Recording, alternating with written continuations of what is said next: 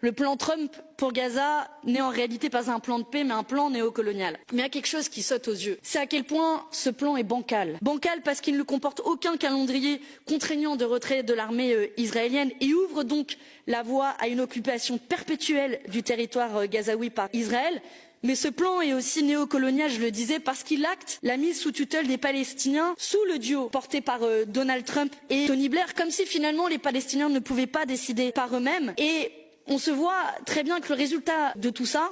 c'est que, à la fin, ce seront les citoyens palestiniens qui vont en payer le prix, puisqu'on ne leur donne pas la possibilité de décider par eux-mêmes, et même qu'une carte blanche est donnée à Benjamin Netanyahou pour, au moindre prétexte, je cite, finir le travail, autrement dit, poursuivre le génocide. Vous l'avez compris, je suis assez pessimiste sur ce plan Trump, sachant que Donald Trump semble un peu plus occupé à briguer le prix Nobel de la paix qu'à tenter de faire plier Netanyahou. Et on a du mal à avoir confiance dans un gouvernement Benjamin Netanyahou qui, on se souvient, la dernière fois, s'est empressé de ne pas respecter le cessez-le-feu au mois de mars dernier et qu'il continue à orchestrer un blocus humanitaire qui a affamé les Gazaouis et que la flottille pour la liberté a courageusement tenté de briser. Je ne parle même pas du silence et de la complicité de l'Union européenne qui s'est empressée d'endosser ce plan pour fuir ses responsabilités, là où elle devrait faire ce qu'elle n'a pas le choix de faire, c'est-à-dire prendre des sanctions, un embargo commercial, un embargo sur les armes et le respect des mandats de la Cour pénale internationale.